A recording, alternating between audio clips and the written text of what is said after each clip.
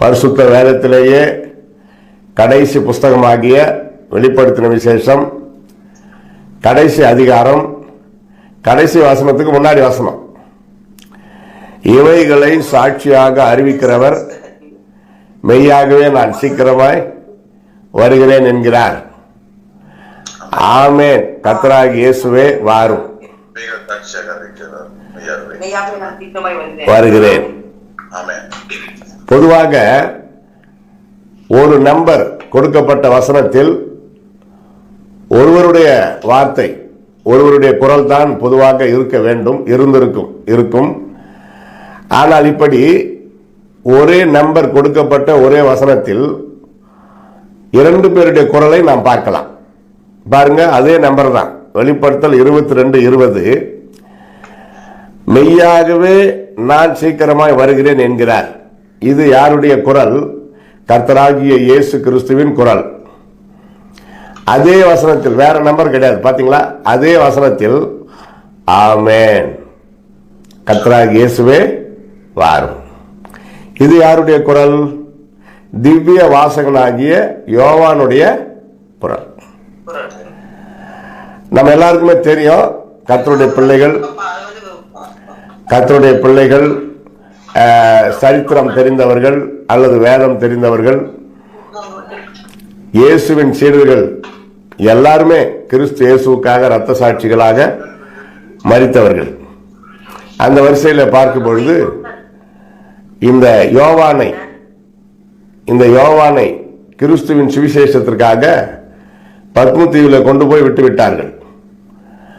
அவர் அங்கே சாட்சியாக கிறிஸ்து இயேசுவுக்கு இரத்த சாட்சியாக மரிக்கவும் தயார் என்று சொல்லி அங்கே இருக்கிற அந்த சூழ்நிலையில தான் உயிர்த்தெழுந்த இயேசு மீண்டும் அவருக்கு காட்சி அளித்து, இனிமேல் சம்பவிக்க வேண்டியவைகளை எழுது மகனே என்று சொல்லி பேசுகிறதை நாம் பார்க்கலாம்.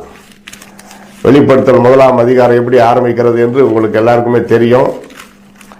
வெளிப்படுத்தல் 1 அதிகாரம் சீக்கிரத்தில் சம்பவிக்க வேண்டியவைகளை, வெளிப்படுத்தல் 1ஆம் அதிகாரம் 1 வசனம், சீக்கிரத்தில் சம்பவிக்க வேண்டியவைகளை தம்முடைய ஊழியக்காரருக்கு காண்பிக்கும் பொருட்டு தேவன் இயேசு கிறிஸ்துவுக்கு ஒப்புவித்ததும், இவர் தம்முடைய தூதனை அனுப்பி தம்முடைய ஊழியக்காரனாகிய யோவானுக்கு வெளிப்படுத்தினதுமான விசேஷம். அப்படி ஆரம்பிக்குது. வெளிப்படுத்தின விசேஷமே அப்படிதான் ஆரம்பிக்குது.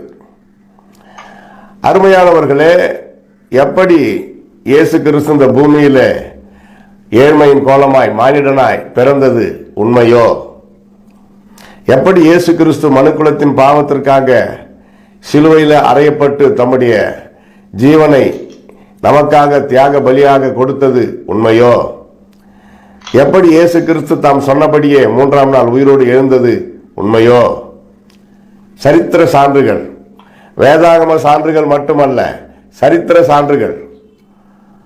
அதே போல இயேசு கிறிஸ்து மீண்டும் வரப்போகிறதும் உண்மை. இதில் எந்த சந்தேகமும் கிடையாது. இயேசு வருவாரா? வருவார். மலேசியா தேசத்தில் ஒரு சபையில் 1.5 மணி நேரம் இயேசு கிறிஸ்து வருகை பேசி முடித்தேன்.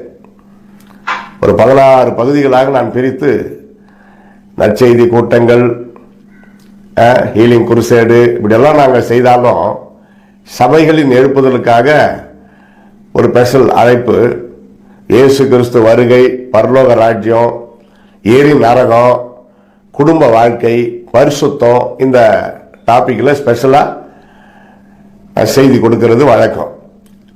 அப்போ இயேசு கிறிஸ்து வருகை பற்றி பேசி முடிச்சுட்டு இயேசு வருவாரா அப்படின்னு கேட்டேன். அவ்வளோ நேரம் பேசிட்டு அப்போ அவங்க என்ன சொன்னாங்க தெரியுமா? இயேசு வருவாரு, ஆனா வரமாட்டாரு அப்படி சொல்லிட்டாங்க. இயேசு வருவாரு, ஆனா வரமாட்டாரு.